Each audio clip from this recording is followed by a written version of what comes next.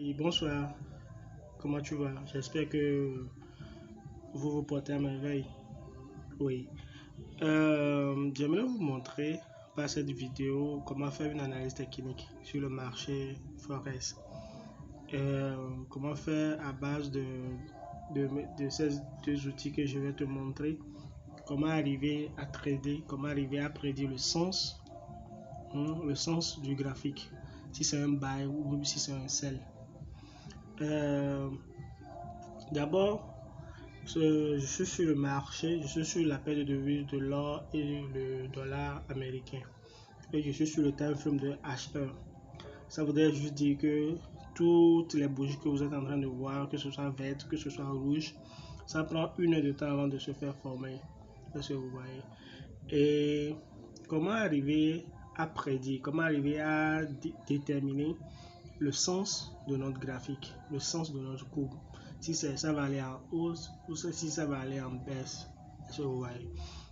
Actuellement, depuis 4 jours, le marché ne fait que ranger. C'est-à-dire que ça va un peu en haut, ça descend un peu, ça va un peu en haut. Donc, le marché de l'or ne fait que ranger. Mais de là, la tendance, elle est baissière. Pourquoi?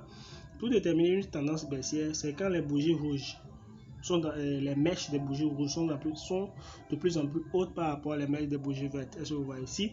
Les bougies vertes ont plus dominé le marché que les bougies vertes. Est-ce que vous voyez? C'est de là on parle de la tendance du marché pour connaître, pour avoir une idée. Est-ce que vous voyez? Si nous prenons la période d'aujourd'hui, c'est-à-dire que aujourd'hui, le premier jusqu'au 2, vous voyez, la tendance, si vous voyez, si vous observez bien ici, à un moment ça baissait, ça montait un peu et puis actuellement ça descend. Et vous allez voir que les bougies rouges, les mèches des bougies bleues sont de plus en plus hautes par rapport aux bougies vertes. Est-ce que vous voyez? Donc à plus de 7 heures de temps, bien 8 heures, la tendance ne fait que bercer. Là, qu'est-ce qu'on fait? Nous avons besoin de deux outils. Les outils sont de pair, c'est-à-dire que le support et résistance d'un côté et la ligne de tendance de l'autre côté. La ligne de tendance et zone de tendance. Est-ce que vous voyez? Et pour faire cette analyse, comme je viens de le dire, je vais essayer de placer le support et résistance pour avoir une idée générale de la chose. Support, comme son nom l'indique, ça permet, mais ça empêche plutôt à notre graphique d'aller à la baisse. Est-ce que vous voyez? Et la résistance, ça empêche le graphique d'aller à la hausse. Maintenant, si le graphique arrive à dépasser ou bien à casser cette ligne qu'on va tracer tout de suite, le graphique a d'abord, dans un premier sens, le graphique a du mal à casser les super résistances. Mais s'il arrive à casser, donc ça va très fort. Ça va très fort jusqu'à aller rencontrer un autre support ou bien une autre résistance avant de ranger, mais avant de faire des va-et-vient, Et si vous voyez bien, je vais placer ma première ligne horizontale. Vous allez au niveau des outils, vous allez choisir ligne horizontale. Je vais mettre 1 ici, vous voyez. Pourquoi je vais vous expliquer ça plus tard. Je vais mettre encore une ligne horizontale, je vais le mettre en haut ici. Oui, je vais encore mettre une ligne horizontale. Je vais mettre un 1 ici. Oui, bon, ça fait 3. Vous pouvez mettre autant que vous voulez. Où est-ce qu'on les place ces lignes? Vous placez ces lignes aux endroits où la courbe, notre graphique vient toucher répartir.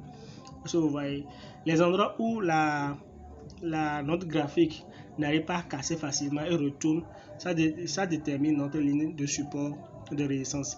Cette ligne est dite support quand c'est en bas du graphique et résistance quand c'est en haut. Si vous observez bien ici, vous voyez, à un instant, la courbe descendait jusqu'à toucher cette ligne et repartir. Pourquoi? C'est parce qu'il y a un support à ce niveau. Vous allez voir ici, aussi pareil, la même chose s'est produit. Est-ce que vous voyez? À ce niveau, par exemple, ça s'est produit et quand ça a descendu jusqu'à ce niveau, ça a touché ce support et la courbe a remonté. Vous voyez, à ce niveau, ça a dépassé. Quand ça dépasse, ça doit aller très fort pour pouvoir rencontrer encore une résistance avant de faire des va-et-vient, comme ça se fait actuellement. Est-ce que vous voyez? Là, les endroits où les bougies ou bien la courbe vient toucher repartir, c'est ces endroits qui déterminent notre zone support ou résistance. Vous voyez, notre ligne de support ou notre ligne de résistance. Maintenant, ce que vous êtes en train de voir, cette zone est appelée zone de support et résistance, c'est-à-dire que la courbe ne fait qu'évoluer depuis plus de 4 jours. Depuis plus de 4 jours, le graphique ne fait qu'évoluer entre ces deux supports et résistance. C'est ce que vous voyez. Donc, la courbe ne fait que grandir ces temps-ci. Maintenant, comment déterminer une zone de tendance? Pour déterminer une zone de tendance, on a besoin de la ligne de tendance. Pour le faire, vous devez dézoomer. Vous devez tout dézoomer. Vous voyez comme je viens de le faire, j'ai tout dézoomé. Et notre courbe, un instant, je vais faire une autre vidéo pour vous montrer comment faire comment déterminer une zone de tendance. Alors, comment arriver à faire une analyse technique grâce à notre outil ligne de tendance. Comme je viens de le dire, la tendance de 2 jours, 3 jours, si nous observons bien, la tendance elle est baissière. Mais néanmoins, si nous allons dans les jours précédents pour déterminer une tendance générale de notre graphique, vous allez constater que de ce point jusqu'à ce niveau, la tendance elle est haussière. Mais par contre, si nous le prenons à ce niveau, ce niveau, elle est baissière. Mais la tendance d'ici jusque là, elle est haussière. Maintenant, vous allez tracer. Pourquoi je le dis ainsi, c'est parce que si nous observons bien de ce point, c'est-à-dire que je vais faire sortir de ce point 16, le prix de cotation de 16,83,63 jusqu'à ce niveau. Jusqu'à ce niveau, ça fait 18,16. Donc c'est pour ça qu'il y a une augmentation ou bien une croissance de notre graphique. Et pour le faire, vous avez besoin vous allez au niveau des outils, vous choisissez ligne de tendance. Vous pouvez le prendre au plus bas, comme ici. Vous pouvez le prendre ainsi. Ou ça, vous pouvez le réduire et le prendre à ce niveau. Voilà. Et il est forcément conseillé que notre ligne de tendance passe au moins touche au moins 2 sommets. Ou bien 2 ou 3 au plus. Vous voyez. Donc, si vous le savez bien, il y a 1 ici, 2 ici. Il y a actuellement ce qui est en train de se faire à ce niveau aussi, oui. Mais si nous allons un peu plus en arrière, ce qui s'est passé par le passé, hein, vous voyez, si cette ligne continue, vous allez voir que ça va arriver jusqu'à ce niveau. Donc, du coup, elle est bien tracée. Maintenant, comme vous êtes en train de le constater, notre courbe actuellement, ça évolue à la baisse. Donc, pour déterminer une zone de tendance, vous devez encore placer une ligne de tendance qui se fera en haut. Donc, excusez-moi. Donc, vous allez au niveau des outils également. Vous choisissez la ligne de tendance et vous tracez une tendance comme ceci. Un truc comme ceci. Voilà. Ouais. Voilà, vous pouvez zoomer pour mieux ajuster les choses. Ça là, vous pouvez le...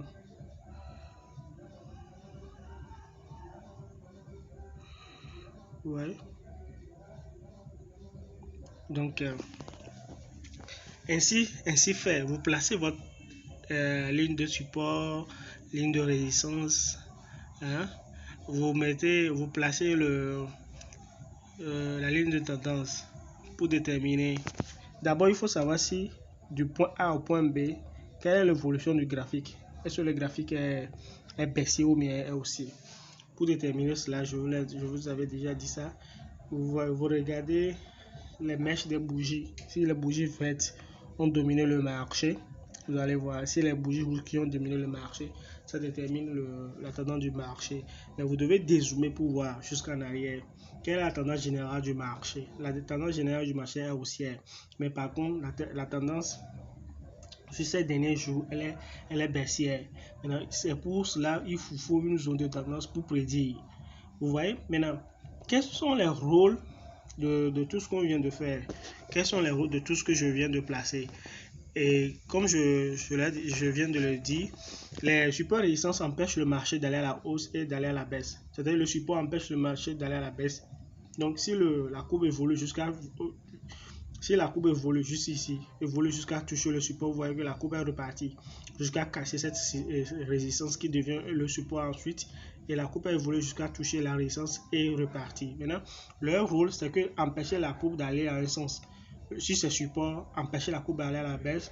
Donc si la courbe touche le support, la courbe doit aller à la hausse. Vous voyez? Maintenant, si la courbe vient toucher une fois, deux fois, trois fois, c'est impossible que notre courbe peut casser ou bien dépasser la ligne. Si vous observez bien, à ce niveau par exemple, ça n'a pas cassé, c'est revenu, ça a encore touché, c'est pas encore cassé. Ici, ça a dépassé légèrement, mais c'est rentré. Pourquoi? Je vous le dirai plus tard. Maintenant, vous voyez, ça courbe encore redescendre à ce niveau, ça va faire des va-et-vient, ça a encore touché, mais c'est pas cassé. Et vous voyez, une quatrième fois, ça a dépassé, ainsi de suite. La courbe ne vient pas toucher, ne vient pas casser, mais ne vient pas dépasser la ligne au premier abord. Vous voyez, ça vient toucher, repartir, toucher, une deuxième fois, une troisième fois, et ça casse. Donc, la plupart des gens attendent ce mouvement de va-et-vient, mais quand ça casse, ils entrent.